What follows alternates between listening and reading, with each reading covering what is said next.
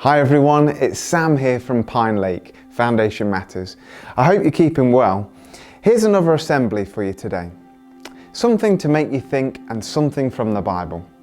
Do you ever feel alone? It's difficult not seeing your friends, isn't it? And there are a lot of people feeling like this at the moment all around the world. I want to share with you a story from the Bible about a man whose world was completely changed one day when he was a teenager. This man is called Daniel. Now, Daniel was a young Jew that lived in the land of Judah about 2,600 years ago. You can read all about his life in the Bible. And he even has a book named after him, the book of Daniel, and we can read about him there. Now, Daniel was a teenager at the start of our story. He was from a fairly well-off family and he had a good education. Life was good for Daniel. It was safe and he had some good friends. He lived a pretty normal life at this point. As he grew up, he learnt about God. God had looked after his people, the Jews, for many, many years. He'd provided for them in incredible ways and they had everything that they needed. But the majority of the people at that time had quickly forgotten that it was God who'd provided every good thing for them. They carried on with their religious jobs, but as for knowing God as their friend, well, they didn't think they needed him. They could do life fine on their own, and they didn't need God. As long as they were looking good to everyone else, it didn't matter what God thought of their hearts. The people lived like this for many years. God spoke to them through different prophets like Jeremiah, but the people were stubborn and they continued to ignore God and to live life their own way. The Bible teaches that people can only ignore God for so long. Years went by, but eventually enemies came from Babylon. The armies from Babylon were called the Babylonians, and their king was called Nebuchadnezzar. Can you say Nebuchadnezzar? That's right. Nebuchadnezzar was a really powerful king. He had a great army and he was in charge of most of the known world at that time. He was taking over more and more countries. It's amazing when you look into the ancient history of the Babylonians. They came after the ancient Egyptians period in history. They built incredible rich cities. I remember when I went to the Pergamon Museum in Berlin, Germany. They had lots of artifacts from ancient Babylon and they were fascinating. There I saw the Ishtar Gate, which was a huge gate to the city. It was blue coloured with lions and figures all over the patterns on it. Babylon in its time was rich and extravagant, and King Nebuchadnezzar was taking over the whole of the known world. One day, Nebuchadnezzar brought his troops to the land of Judah, Daniel's home. He knew that there was lots of treasure in Jerusalem, the capital city, so he surrounded the city and he stopped them from getting out and running away from them. The Babylonians took all the people's treasures. They took all of the gold that was in the temple. They took it to put in their own temple for their idols. They killed some and took others away with them. Suddenly, Daniel's life was completely changed. He was taken away from his family and he was taken away from his home. I'm sure that Daniel would have had a deep sadness inside. Suddenly, his whole world was changed. Maybe he had plans of things that he wanted to do with his life in Judah. The job that he wanted to do when he was older. Maybe he had plans to one day get married. But suddenly all of his plans, all of his hopes and all of his dreams came to an end. And Daniel didn't know what was going to happen next. Daniel had already learned in his life through small things that he could trust God. Daniel decided to trust God with what he couldn't see. King Nebuchadnezzar wanted all of the young, wealthy, well-educated men from Judah to come and serve him in his palace. Daniel was chosen as well as 3 other young men. These other men were called Hananiah, Mishael, and Azariah. Can you say their names? Hananiah, Mishael, Azariah. That's right. Daniel and these 3 men were some of the few from Judah that were taken, and they knew and trusted God. They arrived after days of travel in the most beautiful palace in the world. They were going to be trained for 3 years by the king's officer, Ashpenaz. Ashpenaz was going to train them to be the king's servants. They would need to learn a whole new culture, which would include learning to speak, read, and write a new language. The king wanted to turn Daniel and his friends into Babylonians. They needed to get rid of all the things that made them Jewish. They had already taken away their family, their homes, their culture, and their language. Now they decided to take away their names. Their Jewish names were very special. They each tell us something about God. Daniel means God is my judge. Hananiah means God is gracious. Mishael means who is like God. And Azariah means God has helped. By taking away their names, the Babylonians thought it would make them forget about God and get them to serve their own gods instead. They were each given Babylonian names. Can you imagine what it must have been like for them in this strange land where everyone spoke a different language? But they knew God. Nothing would stop God from being the true judge. He was in control. He was watching. They didn't forget that God is still gracious. This means that God loves us more than we could ever understand. They came to understand that God's love for them was not dependent on their present circumstances. God shows His love to us every day if we would just see.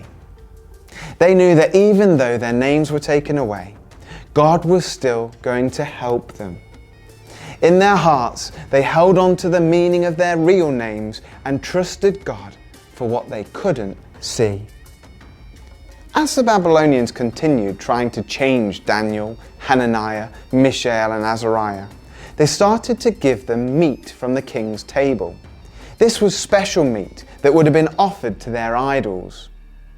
It would have been easy for Daniel and his 3 friends to have chosen to be like everyone else by eating like everyone else and eating this meat. But they knew that this would be disobeying God's commands. They said to Ashpenaz, "Please, let us eat vegetables instead." Ashpenaz was afraid at first. He didn't want them to do this because he knew it would make the king angry. But Daniel said, "Please, test us for 10 days. We will only eat vegetables for 10 days. And then compare us to the other men to see who is healthier." Eventually, it was agreed. And for 10 days, the test had begun. No meat, no wine, just veg. After 10 days, Daniel and his friends were compared with the other men.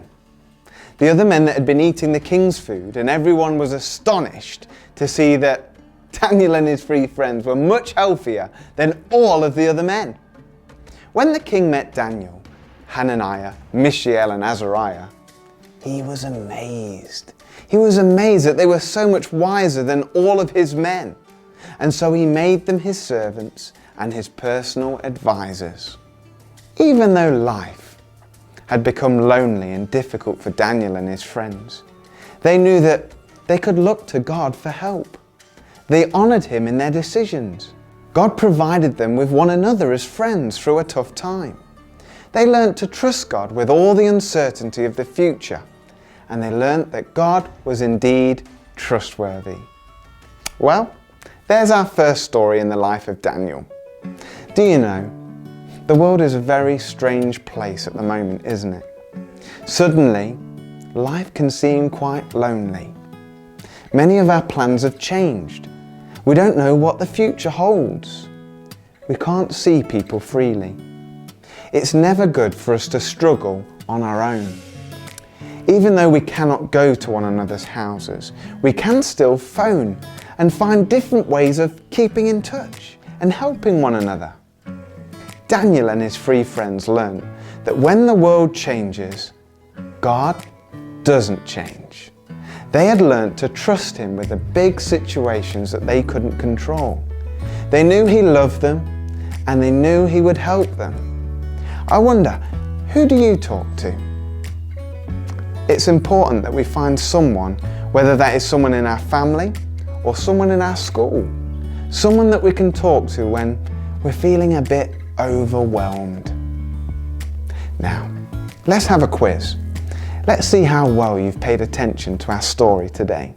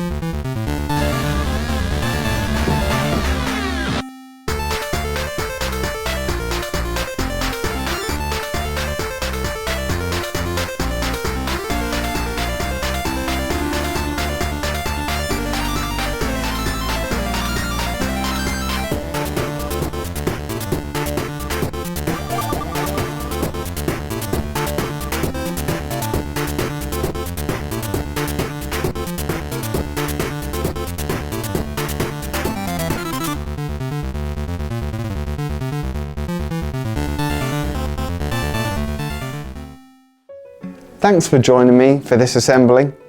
Now next time we're going to find out what happens to Daniel and his friends in this strange new world. Bye for now.